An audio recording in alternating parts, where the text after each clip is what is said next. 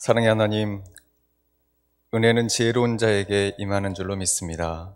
우리에게 말씀이 들리는 지혜를 부어 주시옵소서. 우리 마음이 옥토가 되어야 열매를 맺는다고 하셨습니다. 이 시간 우리 마음을 정결하게 해 주시옵소서. 마음이 강팍하면 말씀이 들어오지 못합니다.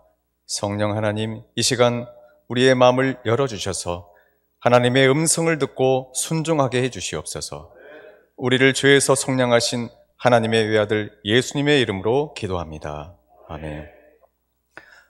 여러분 만나 뵙게 되어서 반갑습니다. 오늘 재직 헌신 예배에 나오신 여러분들의 가정과 일터 위에 하나님의 사랑과 은혜가 늘 함께 하시길 주님의 이름으로 축원합니다. 옆에 있는 분들과 서로 사랑의 인사를 나누겠습니다. 하나님의 마음을 품고 삽시다. 이렇게 하겠습니다. 네. 어떤 분이 아내와 데이트를 했습니다. 그날따라 아내가 너무 예뻐 보이더랍니다. 함께 산책을 하다가 아내가 남편에게 이렇게 말을 했습니다. 여보, 당신은 나에게 로또 같은 남자예요. 정말이에요? 하나도 안 맞아. 네, 결혼을 하고 나서 결혼하기 전에는 뭐가 부족한지 모르고 살다가 결혼하고 나니까 안 맞는 게 너무 많았던 거죠. 그리고 또 하나는 사랑하기 전에는 생기지 않는 게 있는데요. 그 두 가지가 크게 있습니다. 사랑하는 관계가 아닐 때에는 집착과 강요가 안 나온다고 합니다. 잘 모르는 사람이나 그렇게 사랑하지 않는 사람에게는 집착이나 강요가 안 나오는 거죠. 물론 집착이나 강요는 사람과의 관계도 좋지 않고 부부간의 관계도 좋지 않고 자녀에게도 안 좋습니다. 그런데 이제 사랑하면 집착과 강요가 나오는데 이 집착과 강요가 가정에도 어려움을 주고 또 신앙생활을 할 때 성도들 사이에서도 어려움을 주는 것 같아요. 여러분, 오늘 제가 질문 하나 드리도록 하겠습니다. 여러분 모두 예수님을 믿으시죠? 네, 너무 분위기가 너무 좋은 것 같아요. 저희 교회는 질문하면 답변을 안 하는데 너무 좋습니다. 그러면 예수님을 만난 이후에 삶이 점점 쉬워지신 것 같아요? 예수님 만난 이후에 삶이 더 어려워지신 것 같아요? 쉬워지고 있어요? 와, 저쪽에서 그러셨어요? 제가 오늘 예배 마치고 들어보고 싶어요. 네. 또 하나는 예수님을 믿은 다음에 사랑하는 사람이 많아지고 있어요? 미워하는 사람이 많아지고 있어요? 사랑하는 사람이 많아지고 있습니까? 그럼 제가 오늘 설교를 안 해도 됩니다. 역시 예본교회 이름은 제가 잘 모르잖아요. 이름만 보고 했을 때 굉장히 제 마음에 다가오더라고요. 예본교회가. 예본이라는 뜻이 제가 아는 예수님을 생각하는 그 예본인 것 같은 마음이 들거든요. 제가 아직 목사님께 여쭤보지는 않았습니다. 그래서 오늘 예수님을 만난 뒤에 미워하는 사람보다 사랑하는 사람이 더 많아지셨다면 정말 여러분 신앙생활을 잘하고 계시는 거예요. 예수님을 만났는데 미움이 더 강화되고 이념이 더 강화되고 증오가 더 강화되고 이렇게 되면 그 사람은 예수님을 만난 게 아닐 가능성이 매우 높습니다. 왜냐하면 예수님이 마음에 오시면 모든 세상의 것을 다 배설물로 여기게 되잖아요. 다 해체가 된다는 거예요. 십자가의 도를 알면 모든 것이 다 의미가 없어지는 겁니다. 그 하나로 다 끝나는 거거든요. 근데 예수님을 만난 지 오래됐는데 시간이 갈수록 오히려 용서하기 싫은 사람이 있다든지 용서하고 싶지 않은 섭섭한 사람이 가족이 있거나 또 성도 간에 있다면 이 사람은 정말 예배를 드리고 또 성경을 읽는다고 해도 전도를 해도 그렇게 행복하지 않은 사람이라고 생각을 합니다. 저는 중학교 3학년 때 예수님을 만났어요. 예수님을 만나서 그 기쁨이 어느 정도였냐면요, 저는 모든 성도가 항상 기쁜 줄 알았어요. 그냥 정말 기뻐서 너무 기쁘고 행복하니까 이게 세상에 이런 기쁨과 행복이 세상에 어디 있나. 그리고 이 기쁨과 행복이 너무 크니까 하나님, 죄송한 편입니다. 하나님, 너무 기쁘니까 너무 힘들어요. 너무 기뻤습니다. 그래서 제가 예수님을 믿는다는 것은 참 놀라운 일이구나. 너무 늦게 믿었던 것을 제가 후회를 했어요. 이 중학교 3학년짜리가. 그런데 몇 년 지났습니다. 신앙생활이. 중학생들은 뭐 고민이나 스트레스 없을 것 같지만 이 중학생, 고등학생 때가 아주 인생의 중요한 시기잖아요. 이제 신앙생활 몇 년 하다가 보니까 어려운 일이 좀 생겼습니다. 친구들과의 관계에도 어려움이 생겼고, 제가 교회학교 교사로 봉사를 했거든요.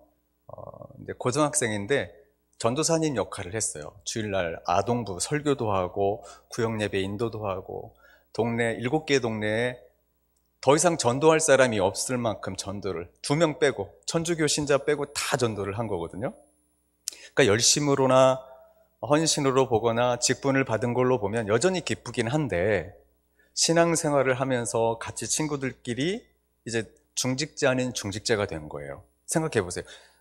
이제 교회 나온 지 2, 3년밖에 안 된 사람이 그 동네를 다 전도하면서 새벽에도 나와서 예배드리고 기도하며 주일을 준비하고, 그런 열심으로 보면 여전히 기쁨과 행복이 있으니까 새벽부터 새벽에 나와서 새벽에 들어가고 신앙생활을 했어요.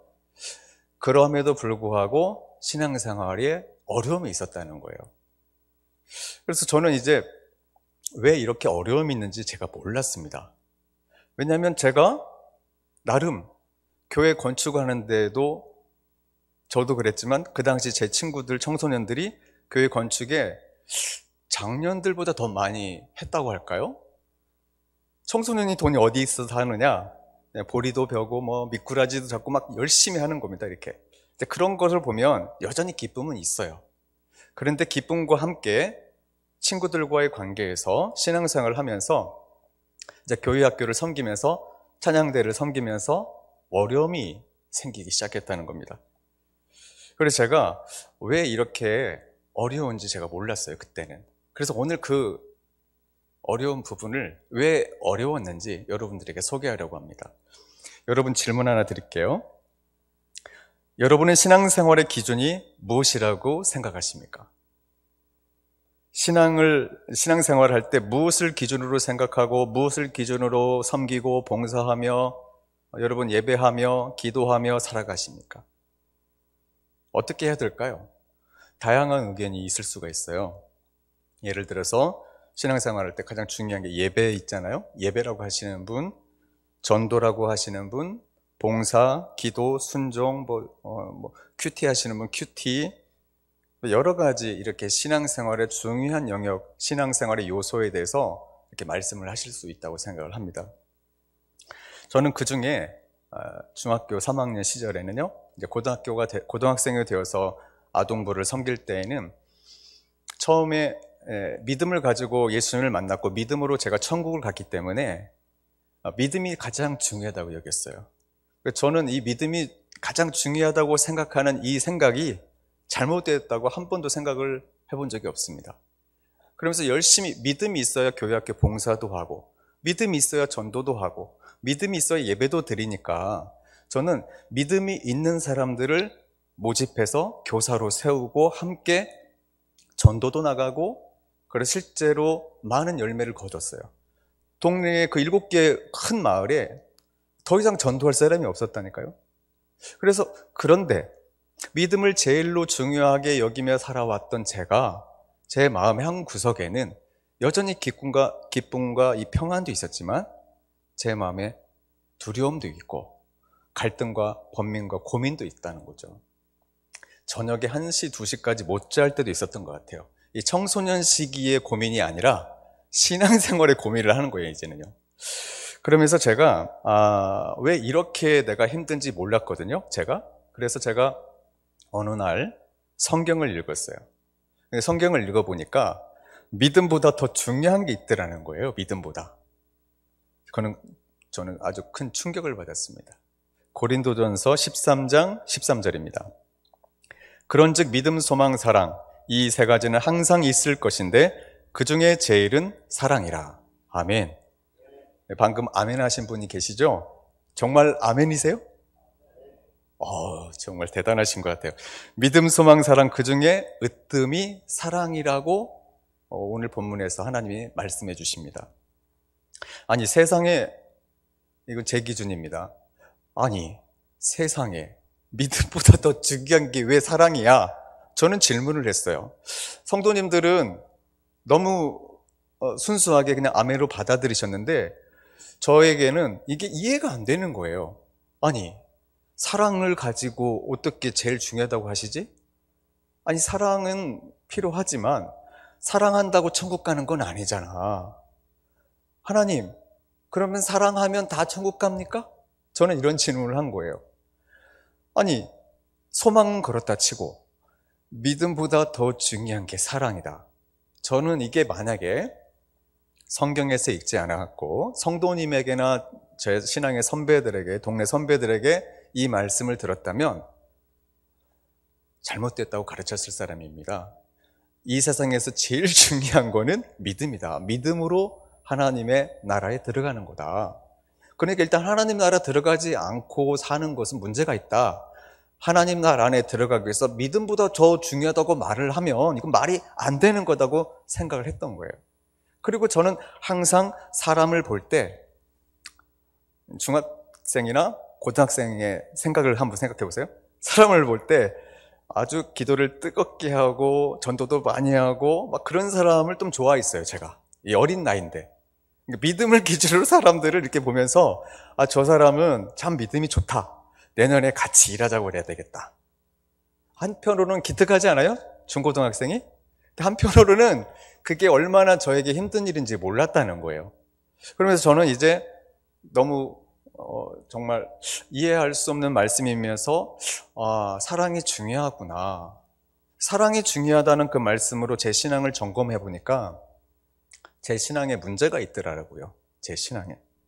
그런데 그때까지는 이제 사랑이 제일 중요하다고 말씀은 들었지만 그냥 책받침에, 제가 어렸을 때는 책받침에 이 고린도전서 13장이 이게 프린터 돼가지고 책받침으로 막 나온 게 있거든요. 근데 그게 얼마나 중요한지 모르고 그냥 놓고 예배 드릴 때 그렇게 많이 보지는 않았던 것 같아요. 그리고 제가 이제 신학교에 갔습니다. 신학교에 갔는데 사랑이 왜 중요한지 알게 됐어요. 여러분 교회 다니는 사람이나 안 다니는 사람에게 믿음보다 사랑이 더 중요한 이유를 논리적으로, 신학적으로 또는 신학적인 표현, 하나님 나라 안에서의 관점에서 볼 때 뭐가 왜 중요한지 설명할 수 있으세요? 이걸 설명할 수 있는 것과 없는 것은 많이 다른 것 같습니다. 자, 고린도전서 13장은 예수님을 믿지 않는 사람들에게 전해진 말씀입니까? 믿는 성도들에게 읽으라고 전해진 말씀입니까? 믿는 사람이죠? 그러면 이 고린도전서를 읽는 성도들은 다 하나님 나라 밖에 있는 분들이 아니고 이미 믿음을 가지고 하나님 나라 안에 들어오신 분들입니다. 그러니까 믿음이 중요한데 이미 믿음을 가지고 하나님 나라 안으로 들어오신 분이기 때문에 바울 사도께서 믿음은 계속 있어야 되지만 믿음, 소망, 사랑 이 세 가지는 항상 있어야 되지만 그 중에 이제 하나님 나라 안에서 가장 중요한 거, 교회 생활에서 가장 중요한 거, 그것은 다름이 아니라 사랑이라고 가르친 거예요. 사랑이 참 중요하다는 말씀입니다. 그런데 만약에 교회를 안 다니는 믿지 않는 사람들에게는 뭐라고 가르쳐야 될까요? 사랑이라고 할까요? 믿음을 가르치는 거예요. 예수님을 믿지 않는 사람들에게는 회개하고 예수님을 영접하십시오. 그러면 당신이 하나님 나라 안에 들어오게 될 것입니다. 이렇게 가르치는 거죠. 근데 이것을 몰랐죠. 그리고 이제 사역을, 전도사, 교육전사 사역을 시작했습니다. 역시 제가 그때도 변함이 없었어요. 믿음을 기준으로 사람을 찾았습니다. 왜요? 제가 인정받고 싶었거든요. 사역지 처음 나가면 얼마나 열심히 합니까? 그게 제가 첫사랑이라고 저는 생각을 한 거예요. 열심히 사람을 찾습니다. 어떤 사람을 찾을까요? 믿음을 중심으로 봤기 때문에 뭐든지 열심히 하는 사람을 먼저 찾아봤어요. 믿음이 좋다고 하시는 분 소개받아가지고 목사님, 전도사님들이 다 소개받아서 새로 부임했던 그 중고등부를 섬겼습니다. 47명 정도 됐었어요. 근데 그 47명도 예배 시간에 제때 오는 사람 거의 없고 선생님도 다 지각하고 예배 다 끝나면 거의 다 오는 거였어요. 그러니까 제가 얼마나 마음이 급했겠어요. 한편으로는 탄식하고 안타까워하며 기도하고. 근데 3개월 지나니까 47명이 147명이 됐습니다. 크게는 안 놀라신 것 같아요. 그래서 저희 교회 성도는 우리는 많이 놀랍니다. 47명이 3개월 만에 147명이 되면서 제가 뭐라고 생각한지 아세요? 하나님, 믿음, 소망, 사랑, 그 중에 제일은 사랑이긴 한데 역시 일을 할 때에는 믿음이 중요한 것 같아요. 하나님, 믿음 있는 사람이랑 함께 일했더니 빨리 성장하네요. 하나님, 따진 건 아니고요. 하나님, 현실은 믿음입니다. 현실은 하나님이 틀렸다는 생각은 안 했어요. 하나님 말씀이 맞는데 현실은 믿음이 좋은 사람이랑 일하려고 하는 게 사람의 욕심인 거예요. 욕심. 저로 말하면 제가 자기 의가 있는 거고 제 안에 인정받고 싶은 마음이 있는 거죠. 칭찬 듣고 싶은 거죠. 그랬는데 1년쯤 가니까요, 선생님들이 하나 둘씩 안 나와요. 저는 이해를 할 수가 없었습니다. 여러분, 믿음이 제일 좋은 분만, 교회에서 제일 좋은 분만 모아줬대요. 다른 분도 다 그렇게 말씀하시고, 믿음이 좋다 나쁘다 이렇게 평가하는 것도 좀 문제이지만 믿음이 제일 좋은 선생님들이 모였는데 헌신적인 분들이 모였어요. 봉사를 좀 하신다고 하는 분들이 모였어요. 대단한 분들이 모였어요. 은사도 있는 분들이 모였습니다. 빨리 부흥했습니다. 그런데 연말이쯤 되니까 다 떠나시려고 하는 거예요. 왜 그러지? 저는 이제 낙심이 아니라 앞으로 검은 먹구름이 오는 거예요. 이제 사역을 시작했는데 제가 세상적인 기준이 아니거든요. 제 입장에는 아주 믿음을 기준으로 사람을 데리고 왔는데 하나님께서 왜 이렇게 만드셨을까? 하나님, 제가 잘못됐나요? 저는 잘못됐다고 생각을 한 번도 안 해봤어요. 왜냐하면 제 기준이 그렇게 세상적이다고 생각을 안 해본 거예요. 믿음이 제일 중요한 거 아닌가. 그렇게 흩어지고 있는데 교회는 계속 부흥했습니다. 청소년부는 계속 부흥하고 놀라운 변화들이 일어나긴 했는데 선생님들이 다 서로에게 상처를 줬어요. 왜 그랬냐면요, 저는 교역자잖아요. 교역자. 그러다 보니까 믿음에 대해서 가르쳐야 되고 기도에 대해서 가르쳐야 되고 헌신에 대해서도 가르쳐야 됩니다. 제가 조금 부족해도 하나님의 말씀은 말씀대로 그냥 가르쳐야 돼요. 근데 문제는 제가 가르친 것은 저는 교역자로서 존경하며 가르쳤는데 선생님들은 자기들이 교역자인 것처럼 기도는 이렇게 해야 된다. 다른 선생님이 기도하는데 가르쳐버렸어요.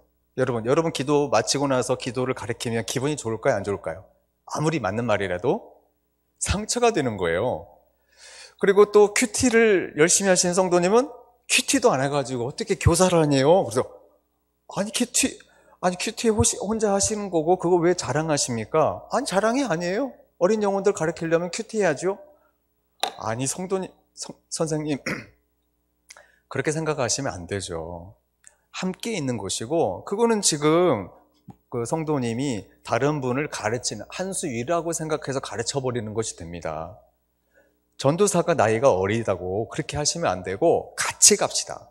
그리고 그런 얘기는 기회를 줄 때만 하십시오. 아무 때나 가르치고 내가 한 수 위다고 생각하고 자기 의를 드러내고 자기 인정받고 싶은 말을 하고, 그러니까 모두 전도를 또 열심히 하시려고 하는 분은 전도를 안 하는데 어떻게 교사하냐고 또 한마디 하신 거예요.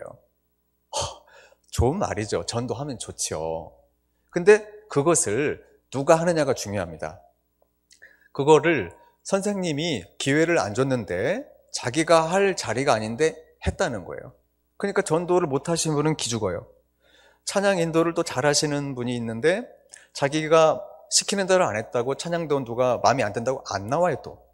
그래서 제가 아니, 각 부서의 재능 은사대로 가장 훌륭하신 분들이 오셨는데 각자 자기가 제일 잘하는 거를 기준으로 남을 판단하고 평가하더라는 거예요. 그러니까 그 마음을 알겠습니다. 그 마음은 알고 교회를 사랑하니까, 그 사랑하면 집착이 나고 강요가 나온다고 그랬죠. 그 마음은 알겠는데 그 말을 교역자가 한 게 아니고 선생님들이 다 교역자가 돼가지고 하니까 이게 안 좋아지는 거예요, 교회 분위기가. 그래서 이제 제가, 그런데도 그때는 잘 몰랐어요. 이게 왜 이렇게 됐는지를 제가 몰랐습니다. 맞는 말씀인데 그 얘기를 하면 저분이 상처를 받는데 왜 그렇게 말을 했냐고 하면, 왜 전도사님은 내 말을 무시합니까? 아니, 무시한 게 아니라 지금 할 얘기, 때가 있고 아닐 때가 있다. 그게 예배 시간에 할 때와 성경 공부 분반을 할 때와 회의할 때 이건 전혀 다른 건데, 계속해서 자기가 제일 잘하는 기준으로 남이 못하는 거를 좀 이해해주고 약한 부분을 인정해줄 부분이 있는데, 자기가 제일 잘하는 걸 가지고 교회를 평가하고 목회자 평가하고 막 구역장님 평가하고 선생님, 부장님 다 평가하는 거예요. 왜요? 부족하면 안 하더라고요. 그 중에서도 좀 부족하다 생각하시는 분은 판단을 잘 안 해요. 할 얘기가 없거든요. 왜요? 직분과 업적이 없어요. 직분과 업적이 없는 사람은요, 그렇게 말을 안 하더라고요. 그런데 나름 직분이 있고 자기의 업적이 뚜렷하시고 은사가 뚜렷하신 분들은 소신껏 얘기를 합니다. 소신껏. 그런데도 저는 그냥 절망하기만 하고 왜 이런 문제가 일어나는지를 몰랐어요. 그냥 목회는 힘든 거다. 성도들은 또 그럴 수 있지. 내가 목회자니까 내 자리에서 리더의 입장에서 보는 것이 있겠지. 막 이렇게 위로를 했어요. 그러면서 제가 믿음을 제일 중요하게 여기면서 살아야 한다는, 이 사역을 살고 살아야 한다는 것에 대해서는 그렇게 변하지 않았습니다. 그러다가 나중에 이 고린도전서 13장 13절을 다시 보게 됐습니다. 그래서 제가 저 자신을 많이 돌아보게 된 거예요. 저는 사역자로서 사랑을 중심으로 하지는 않았던 것 같아요. 그래서 이번에 주안동에 가서 평균 2명 정도 모이는 청년부였습니다. 평균 2명. 청년부가 2명 정도 있는데, 사람을 이제 제 기준을 안 했어요. 예, 제 마음에서 이 기준을 내려놓고 하나님이 사랑을 중심으로 하라고 그러셨으니까 이제는 예를 들어서 그렇게 믿음 생활 열심히 안 하는 것처럼 보이지만 정말 남을 배려하고 또 기다려주고 따뜻한 마음을 가진 사람을 찾아봤어요. 찾아볼 사람도 없었어요. 평균 2명 나오는 청년부기 때문에요. 그래서 그렇게 남을 배려하고 기다려주고 사랑해주는 그런 사람들을 임원으로, 리더로 세웠습니다. 그러면서 제가 불안했어요. 신앙생활 열심히 하는 청년들을 불러서 함께해도 좀 안타까운 부분이 있는데, 정말 기도원의 300용사도 아니고 이거 좀 마음에 안 들 수도 있는데 내 기준에 이게 좀 걱정인데 하나님 하면서, 하나님 말씀대로 한번 해보겠습니다 하고 그런 사람을 세웠습니다. 좀 걱정하는 분들도 있었습니다. 근데 3주 지나니까 50명이 됐어요, 청년부가. 네, 별로. 평균 2명인데 50명 되니까 엄청난 일입니다. 3개월도 아니고 이제. 그래서 제가 하나 깨달은 게 있어요. 사람들은 능력을 참 중요시 여기는 것 같아요. 왜요? 외모를 보잖아요. 사람은 항상, 하나님은 중심을 본다는 말씀 다 알고 있지만 살아가는 거는, 내 자식도 능력이 있어야 내 자식이 자랑스럽잖아요. 내 부모도 돈이 많고 능력이 있으면 부모님이 자랑스러울 수 있는 것 같아요. 근데 부모나 자식도 좀 능력이 없어 보이면 자랑하지 않는 것 같아요. 제가 그런 마음이 있었던 거예요. 그러면서 제가 숫자의 부흥을 떠나서 청년들이 와서 하는 말이, 목사님, 우리 청년부에 사랑이 많은 것 같아요. 그러는 거예요. 사랑이 많다고 그렇게 말을 하는 거예요. 그러면서 하는 말이 영적으로도 성숙해 보인다는 겁니다. 그래서 제가 이거 한 것도 없는데 우리가 기도를 많이 한 게 아니잖아요. 3주잖아요, 3주. 기도를 많이 한 것도 아니고, 예배를 많이 부흥회를 한 것도 아니고. 그런데 이제는 리더들이 이런 마음만 가졌어요. 우리는 예수님의 종이다. 내가 이제 내 생각대로, 내 기준대로 살지 않겠다. 그냥 청년들이 오면 사랑하며, 섬기며, 기다려주며, 안아주며, 돌봐주려고 했어요. 삶의 기준을 바꿨다고 말씀드릴 수 있습니다.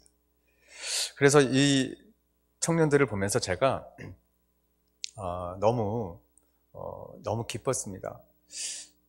삶의 기준이 사랑이 아니면 성도들이 서로 싸울 수 있구나. 그런데 사람들은 능력을 중요하게 여기기 때문에 직분이나 업적을 높일 수 있다는 거예요. 근데 직분과 업적이 높아지면 신앙에 큰 병이 옵니다. 자기가 제일 잘하는 것으로 주님의 몸된 다른 지체들을 평가한다는 것은 이건 자기의가 얼마나 강한 거겠어요? 그러니까 신앙생활이 아니었던 거예요. 다른 일을 아무리 많이 해도 거기에 사랑이 없으면 오늘 본문 2절에 아무것도 아니라고 합니다. 사랑이 없으면 아무것도 아니랍니다. 그러니까 저는 그동안 이것을 많이 안 가르쳤던 거예요. 열심히 가는 교회마다 부흥하니까 제가 교만했다고 볼 수 있을까요? 좋게 말하면 자신감이 있었죠. 역시 믿음 있는 사람들 해야겠다. 그런데 믿음 있는 사람들이, 힘 있는 사람들이 와서는 서로를 평가하고 서로를 판단하고 또는 정죄하고 때로는 교회 못 오게 하는 그런 일이 있더라는 거예요. 그러면 우리 신앙생활의 변화는 어떻게 일어납니까? 신앙생활의 기준을 바꿀 때 일어납니다. 내가 가지고 있는 신앙생활의 기준을 바꾸지 않으면 삶의 변화가 일어나지 않습니다. 내가 내 삶이 힘들고 어렵고 지치는 것, 하나님의 축복이 가려지는 것, 또 사라지는 이 이유는 내 삶의 기준이 사랑이 아니기 때문이에요. 사랑이 아니니까 조급하게 성급하게 무엇인가 하다가 사랑을 놓쳐버리는 겁니다. 사랑이 없이 이룬 모든 업적은 하나님의 말씀에 의하면 아무것도 아닌 겁니다. 사랑이 없이 재직이 교회를 섬긴다? 그러면 섬기는 것이 아니에요. 자기를 섬기는 거죠. 하나님을 섬기는 게 아니라 자기를 숭배하는 것이 되는 겁니다. 자기를 숭배하는 자기의 이 나르시즘에 빠지면 계속해서 자기가 잘하는 걸로 이 신앙이 바벨탑 신앙이 되어가는 거죠. 그래서 저는 오늘 사랑하는 우리 예봉교회 성도님들에게 신앙생활의 기준은 하나님 나라 안에 이미 들어오신 성도들의 기준은 사랑해야 된다는 걸 말씀드리려고 왔습니다. 여러분 모두 가정이나 직장이나 교회 다 똑같습니다. 우리가 열심히 사랑하다 보면 집착도, 내 자식이니까 집착이 생기는 거예요. 공부 잘했으면 좋겠고, 좋은 직장 갔으면 좋겠고, 강요도 나오고 집착도 나올 수 있다고 생각합니다. 우리가 사람이다 보니까.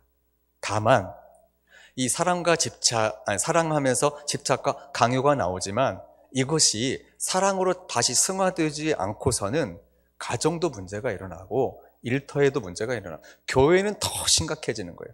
성도들이 서로 사랑할 때 하나님의 날 우리가 맛볼 수 있습니다. 예봉교회 성도들이 하나님의 날을 맛보려면 서로 사랑하면 됩니다. 기준을 다른 것을 세웠기 때문에 판단하는 거예요. 내 기준 때문에 사람을 판단하고 미워하게 됩니다. 예수님을 만났는데 점점 미움이 생긴다. 사랑이 아니고 정치적으로 말하면 이념이고 또 세상의 여러 가지 시대 정신 철학으로 말하면 또 그런 것들이 되겠죠.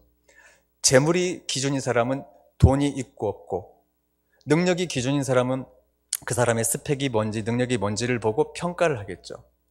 그러니까 자꾸 우리는 마태복음 7장에서 말씀하신 비판을 하지 않아야 되는데, 비판을 받지 않으면 비판하지 않아야 되는데, 하나님의 심판을 받지 않으려면 심판하지 않아야 되는데 계속 세상의 기준을 가지고 살아가면서 자기가 힘들다고 하는 거죠.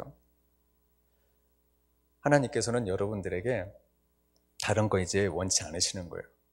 예배를 드릴 때도 하나님을 사랑하는 마음, 성도를 사랑하는 마음으로 예배를 드리시면 되고, 봉사하실 때에도 다른 기준으로 다른 생각으로 봉사하지 마시고 하나님을 사랑하는 마음으로, 성도들과 경쟁하지 마시고 하나님의 영광만 바라보고 하시는 거예요. 성도를 바라보면 경쟁이 일어납니다. 인정받고 싶은 욕구가 생기고 자기의가 드러나며 나는 이렇게 신앙생활했다고 자랑할 수가 있습니다. 그래서 믿음을 중요하게 여기지만 믿음보다 더 중요한 것은 사랑인 것이죠. 여러분, 가족이나 또 성도들 관계나 또 교회에서의 모든 신앙생활 넘어서서 교회 밖에 있는 모든 삶이, 교회 안에서나 밖의 삶이 사랑을 제일로 여기는 그런 믿음의 사람들이 다 되시길 주님의 이름으로 축원합니다. 기도하겠습니다.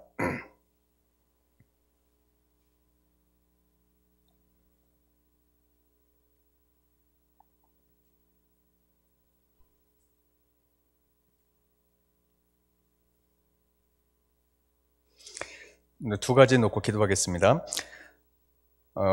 사랑을 기준으로 살지 않고 내 욕심대로 산 것을 이 시간 회개하겠습니다. 가정과 교회에서 미움을 버리지 못한 것을 회개하고 주님이 세우신 교회의 지체들에게 무관심한 죄를 이 시간 회개하겠습니다. 하나님 아버지, 이 시간 재직 헌신 예배로 하나님께 예배드리게 하신 은혜를 감사합니다. 우리가 예배를 드리고 기도를 하고 봉사를 하고 여러 신앙생활을 하며 또 가정이나 직장생활을 하며 우리가 여러 가지 모양으로 살고 있지만, 우리가 하나님께 영광 돌린다고 생각하는 그 시간을 돌이켜보고 또 점검해보면 우리가 얼마나 사랑 없이 살고 있는 것이 아닌가 생각을 합니다. 하나님 아버지, 사랑을 기준으로 살지 않고 내 욕심대로 살았던 걸 회개합니다. 내 의를 높이려고 했던 삶을 회개합니다. 아버지 하나님, 인정받고 싶었던 삶을 청산하기 원합니다.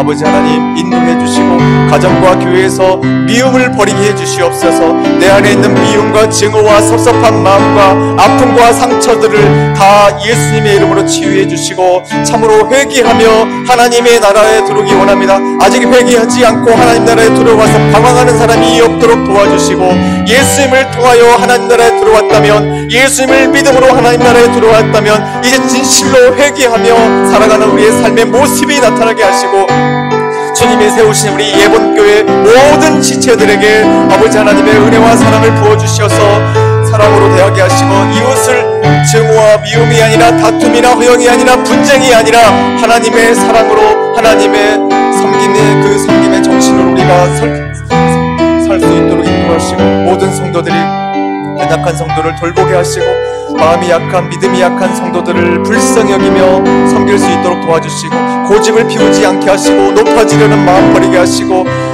과거의 상처나 하나님이 주신 여러 가지 은혜를 자기의 것인 양 바꾸는 말도 하지 않도록 도와주시고, 하나님이 주신 은혜를 먼저 하나님께 감사를 드리며 교회에서 받은 은혜도 성도들과 함께 나눌 수 있는 그런 믿음의 성도들이 다 되게 하시고, 우리 예본교회가 하나님의 사랑으로 온전히 충만한 교회가 될 수 있도록 하나님 역사하여 주시옵소서. 두 번째 기도 제목입니다. 삶의 기준이 사랑이 아니거나 자기 의를 높이고 인정받고 싶은 마음을 붙잡고 살아온 것이 있다면, 또 직분과 업적을 높이며 살아온 일이 있었다면 이 시간 회개하고, 무늬만 기독교인으로 살아가는 수많은 잘못된 삶의 습관들이 있다면 이것도 다 회개하며 하나님 앞에 온전히 나아가고 또 하나님의 사랑으로 살겠다고 우리 결단하는 이 시간 되기 원합니다. 함께 기도하겠습니다. 하나님 아버지, 이 시간 삶의 기준이 사랑이 아니었을 때 일어나는 아픔과 고통을 생각합니다. 삶의 기준이 사랑이 되기 원합니다. 아버지 하나님, 예수님을 닮기 원합니다. 예수님을 믿는데 예수님을 닮기 못하고 세상의 것을 닮고 있다면 어찌 우리가 예수님의 사람이라 할 수 있겠습니까? 우리의 마음의 중심이 예수 그리스도이기 원하며 예수님을 섬김으로 예수님을 닮고 예수님의 말을 하며 예수님과 같은 행동을 할 수 있도록 도와주시고, 예수님이 하나님의 의를 높이며 살아가셨던 것처럼 우리는 자기의 의를 높이지 말게 하시고 하나님의 의를 높이며 하나님의 영광을 위해 사는 존재가 되게 하시고, 인정받고 싶은 마음을 갖지 않도록 도와주시옵소서. 섭섭한 마음, 아쉬운 마음, 또 이렇게 억울한 마음들이 있다면 아버지 하나님, 그 말씀으로 다시 우리를 도게 하시고, 이런 마음속에 무엇이 자리 잡고 있는지 살피게 해주시오며, 우리가 우리 자신을 사랑하며 우리 자신을 숭배해왔던 이런 삶이 청산되기 원하오며, 하나님의 사람으로 거듭남으로 하나님의 나라를 누리는 백성들이 될 수 있도록 역사하여 주시옵소서. 사랑의 하나님, 우리에게 가장 소중한 예수님을 보내주시기까지 우리를 사랑해 주셔서 감사드립니다. 정말 몸둘 바를 모르겠습니다. 이렇게 한량없는 은혜를 받았지만 교회에서나 가정에서 사랑을 실천하지 못했을 때가 많이 있습니다. 그 이유는 사랑을 제일로 여기지 않았기 때문입니다. 우리는 그동안 사랑하지 못했다는 그 억울함과 또 섭섭함에 여러 가지 핑계로 살았습니다.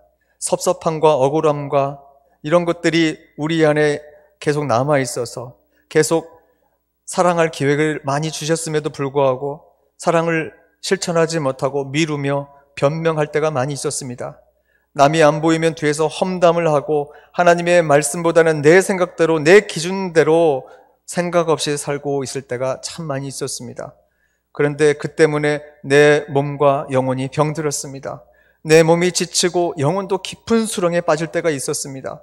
사랑의 하나님, 이렇게 연약하고 부족하오니 우리를 불쌍히 여겨주시고 하나님의 사랑을 새롭게 경험하는 은혜 내려 주시옵소서. 하나님의 사랑을 통해 믿음이 자라가게 하시고 사랑을 제일로 여기는 우리 교회가 되게 해 주시옵소서. 세상에서도 이웃을 내 몸과 같이 아끼고 사랑하는 예본의 재직들이 되게 해 주시옵소서. 교회가 성도의 사귐과 사랑으로 충만하고 앞으로도 계속 하나님의 사랑과 은혜로 충만한 교회가 되게 하시고 주님이 오시기까지 길이 있으시는 주님의 귀한 교회가 되게 해 주시옵소서. 사랑을 제일로 여기며 하나님의 나라를 세워나가는 복된 재직이요 성도가 되게 해 주시옵소서. 예수님의 이름으로 기도합니다. 아멘.